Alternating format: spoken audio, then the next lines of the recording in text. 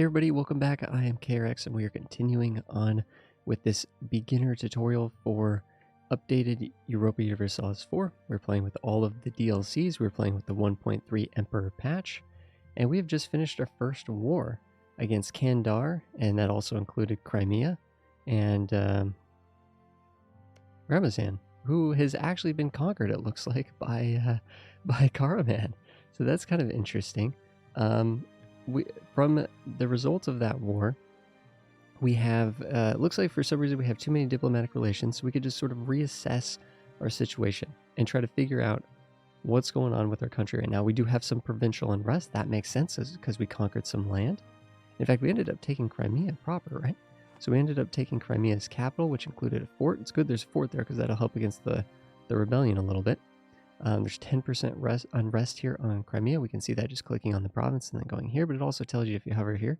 Or we could just open this up and see that we have some Shia zealots here because we are converting. Oh, are we still working on converting this? This is almost done.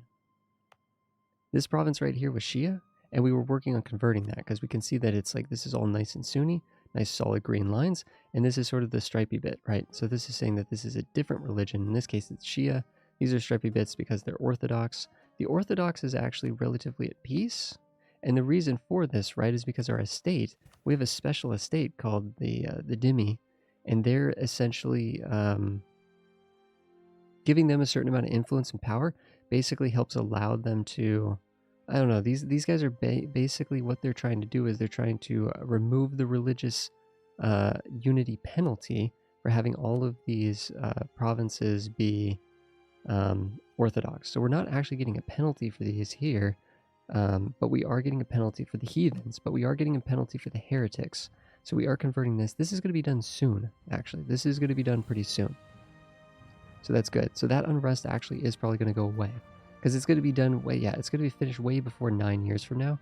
So that means that the unrest, if we click on this, we can see there's a huge modifier here for an active missionary. In fact, it's about 6%. So once that there's intolerance for the Shia faith. So the intolerance plus the active missionary plus the religious unity, all of those things are going to be reduced. Plus it's saying war exhaustion, overextension. These are consequences of the war. The overextension, of course, if we go to our screen and we go back to the stability tab, we can see we have 36% overextension. That is going away because we're coring this land. So it's going to take some time to core this land, but that is going to be going away, right? And so is the war exhaustion. From being in that war, the war exhaustion is going down because we're at a state of peace. So it is decaying by 0.1 per month. And that is creating a huge amount of national unrest. But that's okay because, again, in about a year, that'll be gone. Assuming we don't go to war again, which, to be fair, we're probably pretty close to going to war again, right? So we have unrest, but we're kind of handling it. Some of this is just separatist unrest in the new land that we conquered, right? So there is going to be some unrest here. This probably will happen. It will just take a certain amount of time for that to happen, right? But this is, 6.5 years, so we should expect these guys to probably rise up, but they haven't made any progress yet because we just conquered them, so they haven't had time to build up that progress. We'll see how that works as these progress. We will see how that works because there probably will be a rebellion there, and we can talk about the different ways to deal with that as it becomes more of an issue. But right now at 0%, we're totally fine. It's going to take a while to build up. You can see the Shia zealots, they've sort of built up a little bit, right? They have 4 sort of steps. They have to get to sort of level 10 or 100%. They sort of take steps in 10% increments. They're only at 40%, and it's going up very slowly overall because they've been upset with us since the beginning of the game. It's been like 4 years already, and they can wait a few more. We have some exiled troops. Where are those guys actually? Oh, those guys are over here, right? So we're sending those guys back home. No big deal. The too many diplomatic relations, though. I'm kind of curious what's going on here. We could click on that. That brings up our diplomacy tab. We can hover over our 5 out of 4 diplomatic relations. We're guaranteeing the independence of Ragusa. We are in an alliance with Poland, in an alliance with Nogai, in an alliance with Tunis, and we have a royal marriage with QQ. We don't have an alliance with QQ, but we have a royal marriage. They're willing to accept the alliance. What we could do is we could just get rid of the guarantee over Ragusa. It is probably true that Ragusa would be conquered by their neighbors, right? These guys here could beat up Ragusa. Venice could beat up Ragusa. Like, us protecting Ragusa is preventing these other Balkan nations, including Venice, Italian nation, from getting stronger, right? This is a pretty important, kind of like Constantinople, this is a very important, if we go to the trade map mode, we can actually sort of eyeball that this is an important trade center. There's a little icon here that says it is a level 2 coastal trade center. And we can see that it's actually, this is actually basically on top of Ragusa, right? Because this is the Ragusan trade node. So Ragusa, of course, is a very important province in the Ragusa trade node, and having control over this province really would help out Venice significantly. Same way that Constantinople is going to help us out significantly in the Constantinople trade node, for example. So Ragusa is not really something we want to like let fall into our enemies, even though we don't really control it ourselves. So I don't know what to do about Ragusa, to be honest. Actually, will Ragusa like accept like a diplomatic vassalization? Distance between borders. There is a distance between borders, although we could actually, if we take over Albania, we'll be closer to them. We'll be closer to them if we take over Albania. Not the same religious group. Yep, that's how it goes. Ragusa is a republic, so that's a negative modifier to being vassalized. We're pretty far away on this, to be honest. We're pretty far away on getting that. Negative 98 reasons is quite a bit, but if we could reduce that border modifier, and we actually buttered them up and we got the alliance and we did some other things, it almost seems like this would actually be possible to diplomatically vassalize Ragusa and bring them into the fold. That might actually be something interesting to pursue, but I think it would take a certain amount of work and time, really. Actually, what was the other thing there? Ottoman economic base? Yeah, not the Ottoman economic base. Compared to Ragusa. We also don't really have any positive diplomatic modifier here because we're getting a negative 0.72 from our overextension. So overextension is making it harder to have, we have a lower diplomatic reputation because we're overextended right now. So that actually will boost this up, and that should be a positive reason for them to want to be our vassal and stuff. But we'd have to work on that. That'd be a far future thing. Right now we're paying a penalty cost, a diplomatic penalty, to have that slot to guarantee the independence of Ragusa. That's not great. We're also paying a diplomatic slot for QQ's royal marriage. That's I don't know if we care about that, if we need that. I mean, we have no guy as an ally. Now that we have Poland, do we need no guy? Not really. We could get rid of no guy. But again, I think we've already set up a royal marriage with them. We can't really break these royal marriages very easily. In fact, actually, let's just wait 10 days really quick here. Let's wait 10 days really quick here. And let's see if we could break the royal marriage with Nogai or QQ. We would lose a stability. We would lose prestige, and more importantly, we would lose one of our precious stability. This is a spectrum between -3 and +3. So +2 is really good, and 1 stability. It's not like legitimacy where you're trying to get up to 100. Like 1, 2, and 3 are all like every individual point of stability is very valuable. It has a very profound effect on missionary strength, on yearly corruption reduction, which ties into economy and how well our economy can do, and it ties into a huge modifier there for national unrest and some other really beneficial things. So we don't want to lose stability if we don't have to. It also costs a lot of points. We did notice, right, if we go to our stability tab, it costs quite a bit of points to go up a point in stability. It would cost us 250 admin to go up a point. That's insane, right? Well, there's a lot of negative modifiers here, including the fact that we already have positive stability. It's harder to keep progressively increasing our stability if it's already positive. Takes more effort to keep getting more stability. So this is a little bit of an inflated value, but it would probably cost us a lot of admin to get this done. So it might just be better to take a little bit of a diplo hit right now for the next few years, let things sort of simmer out, and then sort of, figure out from there. We actually just got a brand new banner. You can intervene in a war between other great powers. Interesting.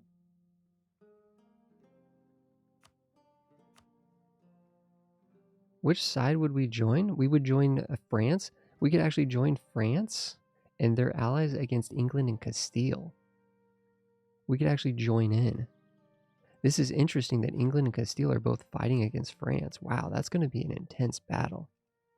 I don't think we have any business joining in there, but the game is warning us that we actually, as a great power, we haven't talked about this.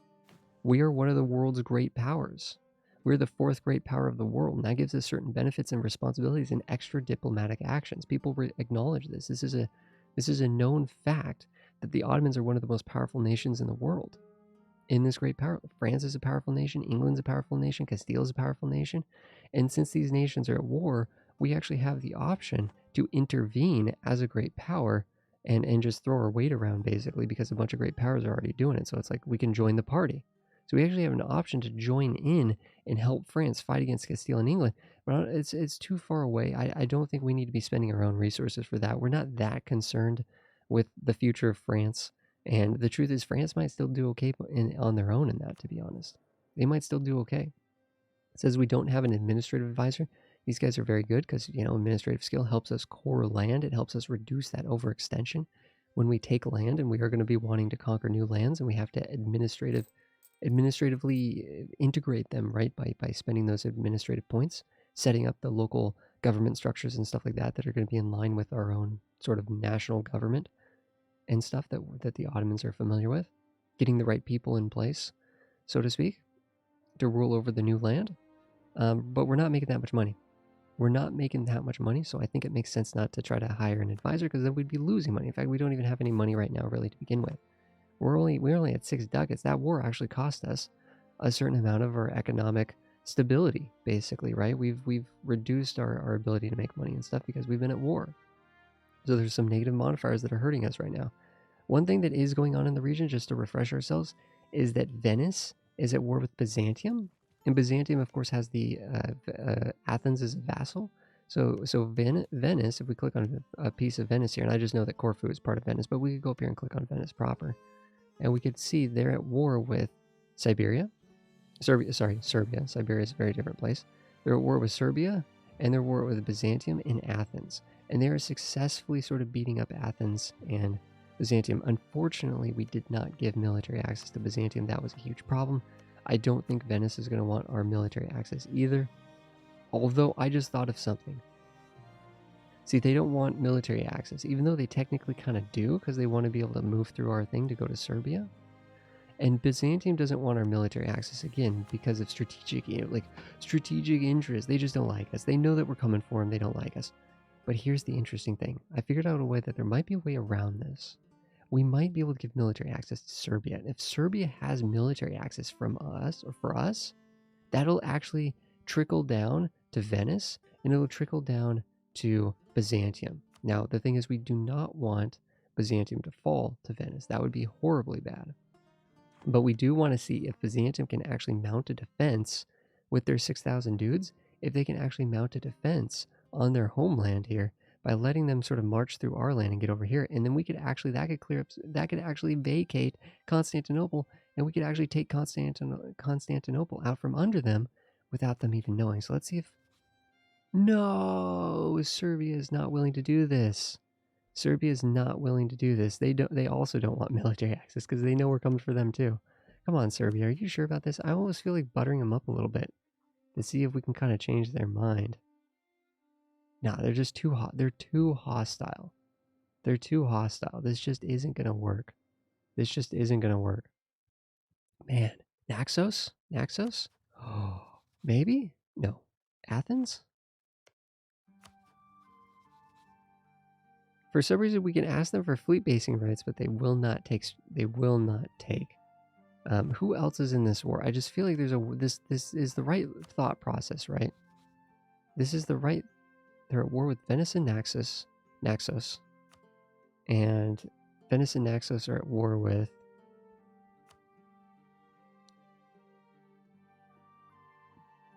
Athens, Byzantium, and Serbia. Yeah, so we've checked all of our options here, unfortunately. That's kind of a bummer. Because Byzantium did ask. Originally they asked, and now they're just like, we don't care anymore. It's kind of sad. We definitely made a mistake there diplomatically, not allowing them access initially. Okay, so we do have the core on Byzantium. We could just swoop in and take this for ourselves. We're postured to do this, right? We are postured to do this. We kind of need to get this fort online so that Byzantium doesn't try something sneaky, coming across and taking this fort from us. So we want this fort set up so we can actually defend ourselves here, and not have Byzantium sort of sneak out the back. I'm just trying to think here. But I think Byzantium, we do want to attack Byzantium. We also have a mission to finish taking over Asia Minor, right? We have a mission to go to war with Karaman. So now I'm actually kind of wondering, is there a situation where we could go to war with Karaman? Well, they're allied to AQ. What's the situation? I'm noticing something kind of interesting here. Oh, we have a truce with Karaman still. Karaman doesn't have that many troops. They only have 4,000 troops. AQ only has 5,000 troops. These guys right here are not in good shape. And that tells us down here, right? When we go to declare war, it just tells us down here they only have 9,000 total troops. That's nothing. That is nothing. But we have a truce with you. These are one of the nations we have a truce with. So we have a truce with them for another year. We could probably finish Byzantium off in that singular year. And Byzantium has a really nice fleet, but it's not as nice as Venice's. Venice's is better. The interesting thing is Venice is actually going to have a hard time with this war because I don't think they'll be able to get Constantinople. If we take Constantinople, it'll make Byzantium want to sort of peace out Venice sooner. And it's very unlikely I don't know. Like, that's the thing. I don't know exactly how much potential war score Venice is realistically going to get if they don't have Constantinople. I think we have to go to war with Constantinople, guys. We've sort of reassessed our situation here. Poland's our good buddy. We could continue to... We've already buttered them up quite a bit, right? There's some reasons why they don't like us, but some of those things are changing over time. And I think, there's a truce with Karaman. There's a truce with some of these other nations, including Albania, I believe. No.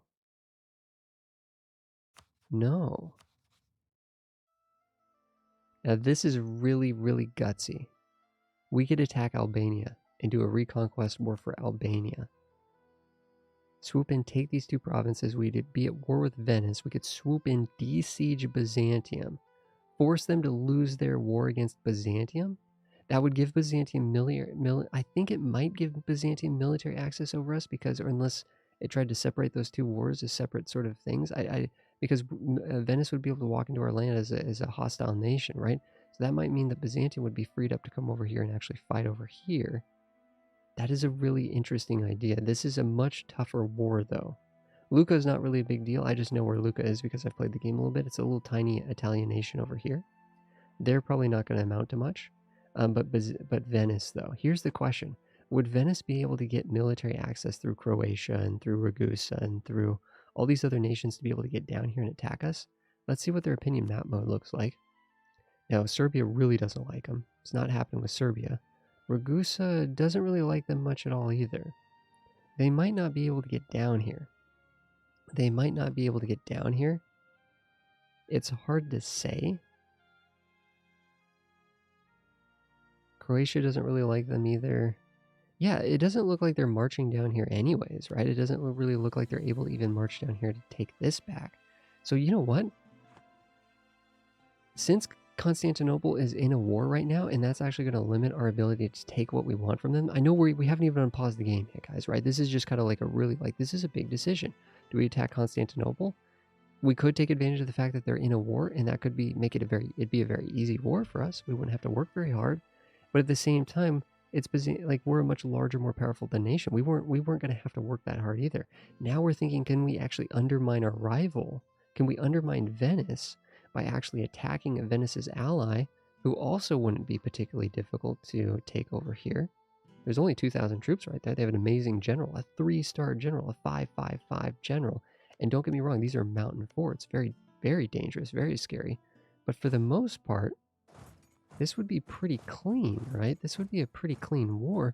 We could swoop in here, occupy Albania, and then we could sort of defend against Venice. It kind of depends on what does Venice look like we know that they have a better navy than us. What does Venice look like in terms of actual sort of standing army? They are at war, so their standing army should be up to their maximum, and it's 25,000 troops. Force limit of 25,000. That's not insignificant. That's powerful. We could also look at their army quality to see how they compare sort of quality-wise. So the Ottomans were at 2.87 morale. Venice is at 2.68. And we have 110% discipline. Holy cow. That's amazing. That just means our troops are they take less damage. They deal more damage. They're just more efficient. They're more disciplined. They fight as one. They're well trained. Oh man, yeah, that's incredible. That is incredible. So we are significantly more powerful than them. We have more army tradition. We have more professionalism. We have more defensiveness. We have more everything. More everything. And we haven't even gotten the next mil tech yet, which we are screaming up towards, right? Because we have a really good leader. We're focused on military points. We're very, very close to getting the next mil tech rank, which is going to give us a big boost to military tactics and to land morale. That is huge. We just need to make sure they haven't already gotten military tech 4 too. No, they haven't. Their military advisor or military leader, sorry, the military skill of their current ruler is much lower. Is only a 2, so it's very unlikely they'll be able to get military tech anywhere near as quickly as us. These would be decisive battles. These would be decisive battles in our favor. And if this helps Byzantium actually sort of come back and win the war against Venice, that would really humiliate and cripple Venice, who is our rival, right? Byzantium's not even our rival because they're so much weaker than us. Byzantium falling and getting conquered by us, that's a done deal. This is an interesting opportunity to actually beat up Venice a little bit. I feel like, oh yeah, we're still missing these. These are cavalry. So those cavalry are actually going to be really good here. So I was like, this isn't even our full army, right? Now we do have a situation where Venice does have troops down here. Venice does have troops down here. Let's get these 15,000 over here and have them stand here. Actually, you know what I'm going to do? There is a subtle little sort of mechanic in this game called the 10-to-1 ratio. If you have 10 times as many troops as the enemy, you don't even fight a battle. It's just an instant win. And I think if we can actually overwhelm, they have an amazing general and they're in the mountains, so we would actually lose dudes even attacking this small force. We would lose men. So I think ideally, like what we want to do is actually just wipe those guys, overrun those guys with significantly more troops. So let's get 6,000 dudes up here to join up with the 15,000. We'll have 7,000 down here buffering against Venice because we do think that there's Venetian troops here. In fact, there's 21,000 Venetians down here attacking into this fort. They're at 14%. If we could, oh man, this is actually so interesting because if we could actually get down here and fight these guys, that'd be huge, but it's going to take a long time for these guys to get down here. Do we have cogs? Yes, we do. We can go pick these guys up. We can go pick these guys up, drop them down fast. Yeah, get them over to Crimea. Get them over to Crimea. Get them this general so they move faster. Okay, let's go. Let's get these guys picked up. Let's land them down here. Let's just shuffle everyone around with our boats. That's what boats are for. This is kind of like a... I don't know if we'll be able to do this before... Nope, they took it. They took it on a 14% chance. We got very unlucky, because if we could have fought them on this province, if we actually could have fought them there, that would have been huge.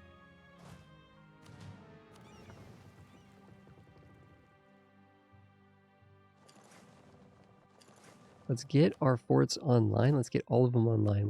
We'll probably be losing money because of this, right? Do we like this fort here? We do not. It is a grasslands fort. It's far away from any central part of our country. I'm destroying this fort because it's going to be too it's just going to be too expensive. It's going to be too expensive. It's not even defending, like, it's a grasslands province. You want your forts in hills and mountains and like woods and stuff, things that give the defender bonuses, because when you attack into the fort, you're going to be the defender. You are going to be the defender.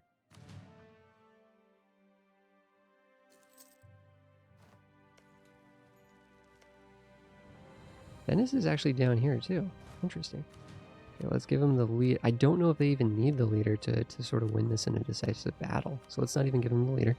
Let's attack. It's a reconquest war for these two provinces. Let's go. That should be an instant stack wipe. These guys down here are more buffering for the Venetians, who have mostly moved their troops down here. There we go. Instant battle.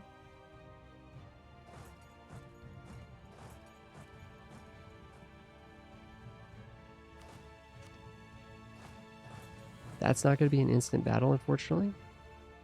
That is going to be in the mountains, but it's still 20,000 versus 3,000. It should be a clean fight.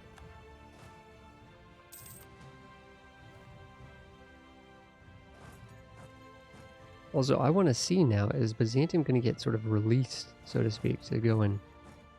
what I'm doing is I'm just stepping on here. I need to regroup the army, because we know we have kind of... We have a lot of Venetians down here, so we need to kind of figure that out. This is kind of interesting. We have a single Albanian ship there. Maybe we could actually go in there and intercept that guy and defeat that ship with our fleet. Oh, they snuck out of there in time. No, we got him. We caught him. The Venetians definitely have a better fleet than us, so we should be terrified. Although this is mostly transports. This is a big stack of troops. We are taking attrition because there's so many dudes sort of standing on top of each other, but I think this is going to be a big battle. It is going to be in the Highlands. We are mostly just fighting this because for the most part, actually, I changed my mind. Nope, I got locked in. No, we should have waited till we had the tech up. We should have waited till we had the tech up. That was unnecessary. That was silly of us. We're fighting in a bad defensive area, but the good news is they're all dead. Holy cow, that is insane. That is insane. And then we actually just caught the Venetian vassal. Okay, guys, we've kind of won the war against Venice, although technically, right? What I'm going to do is I'm going to send some troops over here. We need to do this quickly while we have control of the sea, because that's not going to last forever. Dropping some garrisons here. Let's move up here and keep sieging down Albania.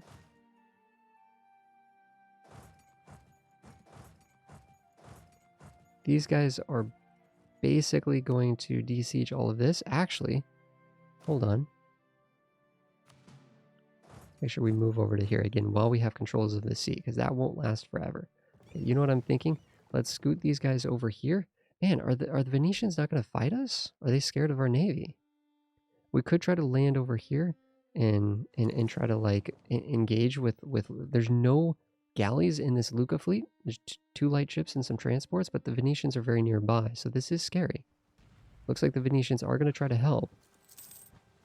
But what I really want to do is I just kind of want to at least get in this area so that we can ambush ships sort of when the moment's right. I don't think we're going to win this. Just because, again, Venice is very powerful in the seas, but it doesn't seem like any of our ships are actually taking damage. We have an admiral, so do they. Their admiral's a little, well, about equivalent to ours. We're not taking that much, none of our ships are really taking that much damage. We're winning, we have more morale. It's just a matter of how much we value our own sailors and our own ships compared to theirs. But we seem to be winning this battle. I'm both looking at the bars here, right, the green bars. Their morale is tanking. Some of their ships over here are taking significant damage. But if they reinforce, we're starting to lose ships. They're losing some ships.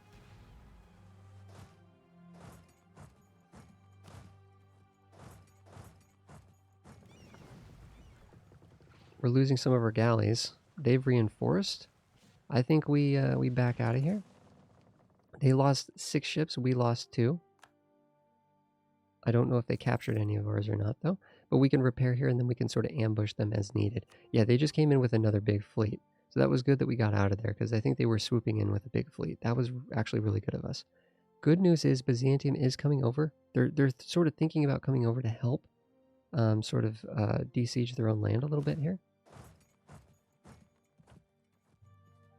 Wait, why are these guys black flagged?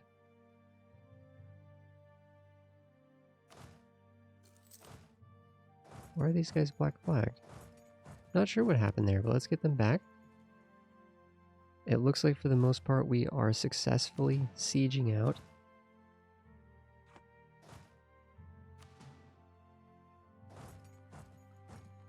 We are successfully sieging down both of the forts here, the capital fort and the actual castle fort. Both of these are in the mountains. We are at war with Venice. So basically if we go, actually we can go to our diplomatic map mode, right, to kind of see who we're at war with. Looks like Venice they have Crete down here. They have this province, but we occupied that. They have Corfu over here, and a big navy is stationed there. It looks like mostly transports from what I can tell. They have land that goes all the way, slithers all the way up in here. The thing is, we could try to test right now if we actually have movement to... No, we do not. There is no military access chain that leads up to Venice, so Venice cannot march down here. They have to use their navy to get down here. They are now starting to blockade us here, though. Oh, see, this is kind of a bummer. We need to get our ships over here. I wonder if Venice would let us sneak over here or not. Is Venice going to try to catch us, or are they going to let us go by?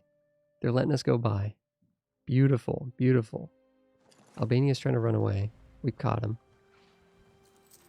So Albanian's trying to blockade us here. Not good. We're definitely going to take control of this area. But Venice could have swooped in and helped, but the AI is not particularly clever. Oh, I know what's happening here. We're getting black flagged because we're actually de-sieging. We don't have military access. Oh. We don't have military access over here. So what we're doing is we're de-sieging for Byzantium, the Byzantium land that's been sieged by Venice, helping them sort of win their war, which is what we want to do because we want to conquer Byzantium. We don't want Venice to be the ones that conquer Byzantium. Okay, there are some. Okay, let's get these guys up here to bolster this. These are mountain provinces. We do not want the Venetians to attack us in these mountain provinces. That would be no good. Let's get our elite units out of here and have them come help out. We're running low on manpower. We only have 4,500 for a larger army as ours. We could lose that just in attrition. These are going to be bad battles. If Venice wants to attack into us here, that's going to be all sorts of bad. Looks like they are mostly marching back, which is good.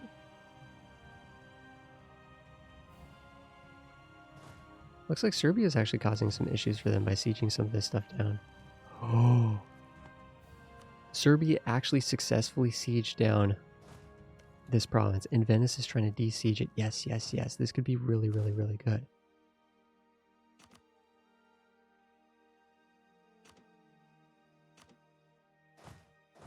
Let's group up and make a fighting unit. 15,000 dudes, okay? And let's go attack. So there is we don't want too many cav here. We don't want too many cav here. Can we go to Venice proper? Yeah, we can now. I don't know about this, but if we can fight Venice here, this is going to be really, really good. We can see, by clicking on this province, we can see they're trying to de-siege this. This is a fort. If we attack into this province, we will be the defender.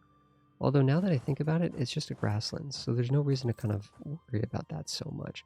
We could get military access through Ragusa and just sort of sneak up that way instead of having to go all the way around Hungary right now. It seems like the military, the ability,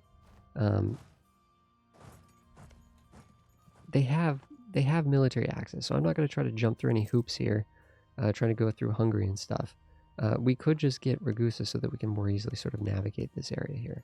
But it also looks like Venice, if they want to come, they have to do some weird stuff too, since they can't move through Ragusa. Truces are expiring right now with a lot of countries, which is really good, so we can go and attack these guys. We can attack Serbia. We could do all kinds of stuff. We know we want to attack these guys for sure, right? We know that for sure. Of course, we're at war, so we're still kind of thinking about that.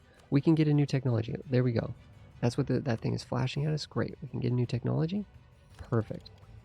More land morale. That is incredible. We still have too many diplomatic relations. We're at war right now. We have a loan. We're losing a little bit of money. We were, at least, while we were reinforcing our troops. So we took out a loan. That's okay. That's going to be automatic, right? And we are paying a little bit of an interest on that loan. But for the most part, this isn't terrible. Okay. The Renaissance have spawned. The Renaissance has spawned. Lucca's actually marching into our territory. So let's go handle them. And you know what? This seems like a good stopping point. We are definitely winning the war against Albania and Venice. We're about to go beat up Lucca right there. It sent 4,000 troops into our territory for some reason. We are de-sieging Byzantium to help them win their war against Venice so that we can save Byzantium for ourselves, basically. And the Renaissance has spawned. The first institution of the game has spawned. It is 1450. And that's going to play a major role in terms of technology. And we're going to have to see how that helps us and hurts us. And causes us we have to react to this Renaissance eventually at some point. We'll see how that works. So thanks everybody for watching. I will see you guys in the next one.